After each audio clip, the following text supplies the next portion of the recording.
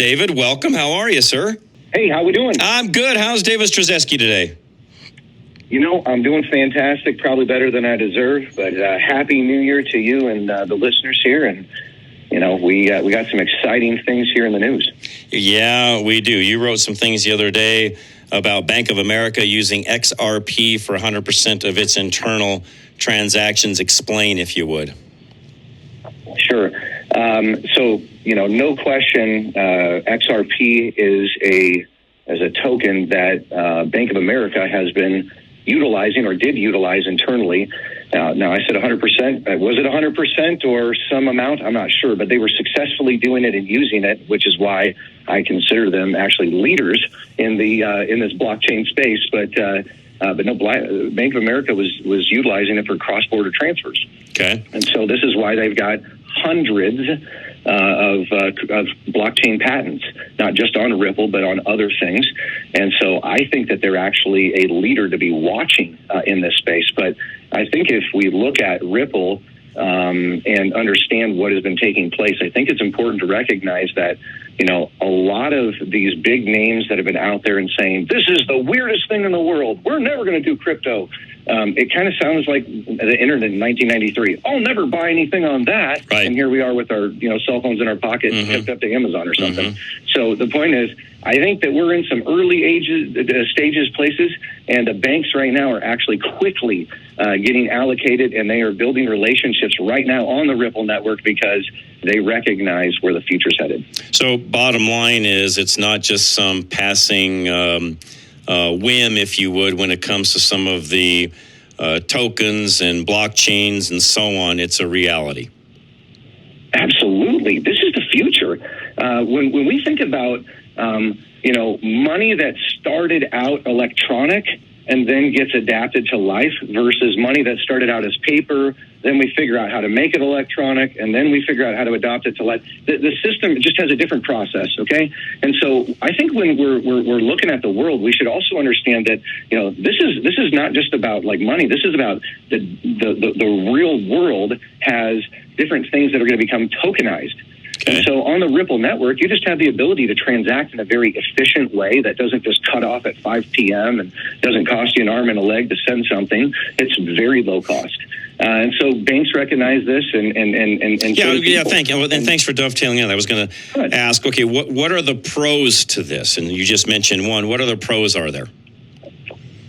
Well, I'll share something with you right now, and that is, not sharing any specifics to things, but I'm actually, working on right now an exchange bank.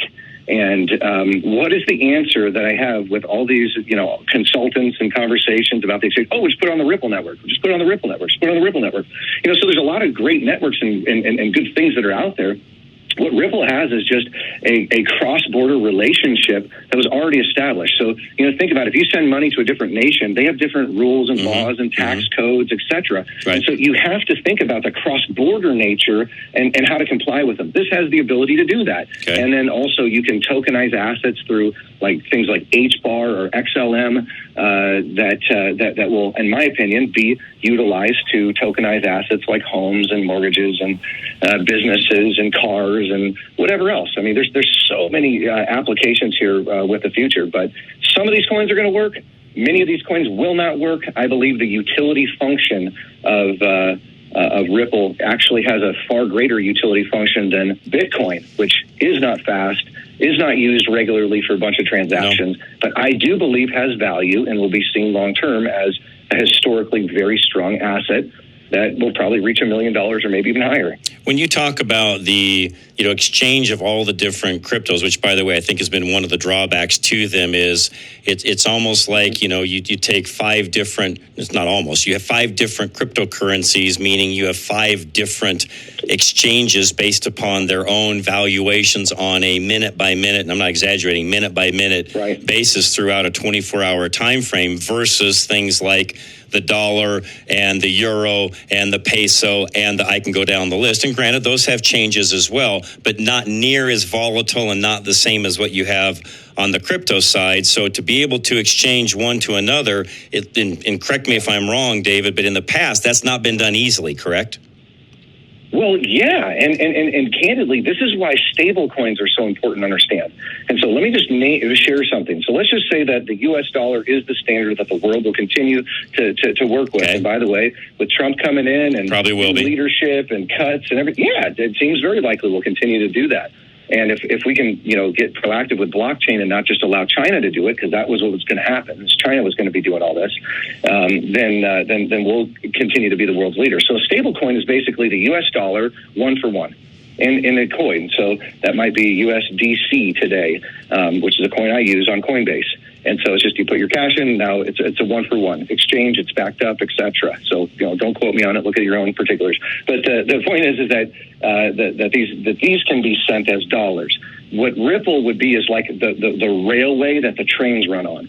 Okay, it's like here's the highway that you can transact things through in a very low cost, very quick way, and that can be money, that could be things, that could be a lot of things. But what doesn't work quick is Bitcoin. Bitcoin's super, super, super slow until it gets, connected into the right system and wrapped and whatever else, and then you can do some great stuff with it. But I don't know that it's going to be the answer to all of life's problems in the future. I think that it's a really important idea. But, I also would mention to you that, Ethereum is an incredibly powerful and important coin that's out there. Mm-hmm.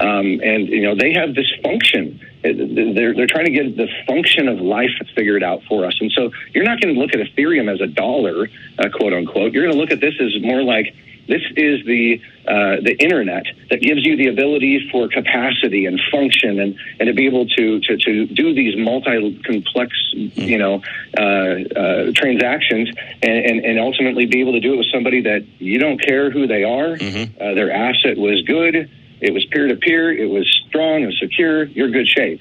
And so I like Cardano. ADA is another great coin that, and in my opinion, has incredible function. And they have been a leader in the thought of how the world is going to be changing and how things are going to be developing right now. But not to say that there's not great opportunities in Bitcoin, because it's actually extremely illiquid and very scarce right now.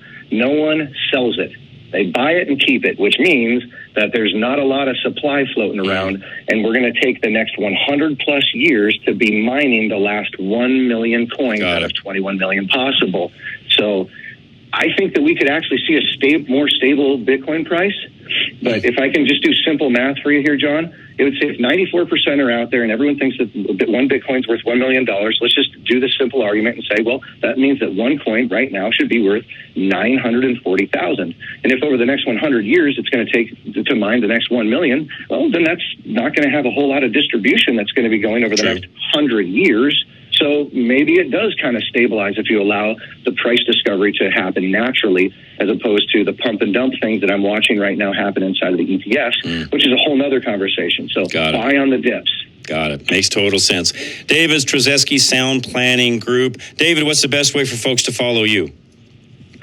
I've got a lot of things coming out right now, John. So myspg.com is just the way to get a hold of our firm and different things that are going on. I want to mention also the Tax Cuts and Jobs Act 2.0. I've got a course that I'm writing right now. I'm going to be teaching here for the first time at some local colleges, and I will be putting it out, for others here around the country to be able to observe and be a part of as well. This is an opportunity of a lifetime with President Trump here in extending this, and so maybe we get back and talk about that Tax Cuts and Jobs Act 2.0 here next time. I'm anxious to see, really quick before I let you go, what happens, next week. Trump gets inaugurated. You and I both know there'll be lots of action the very next day. I will be shocked if there's not. If there's one thing I can bet on in life and most likely win, and I'm not a betting man, David, is it's more of a bet of how many executive orders will happen the day after, a lot of them reversing what's already been happening in the past. But, how many of them will be signed is really the question. There will be some done the very next day. You know that as well as I. First 100 days are going to be exciting. We'll see if Russia talks peace. Not saying that it's a long-term thing or whatever else, but it's going to be an interesting next 100 days. With new stuff coming out, I think they're going to be dropping some terrible economic stuff on us, but we'll also have positive things. And so buckle up. I think 2025 is a great opportunity to be alive, but it's not for the faint of heart at the same time. Agreed. So big ups, big downs. So, David, as always, I appreciate you very much. Thanks for joining us. Hey, pleasure's mine. You bet, man. Have a great night. David Stryzewski.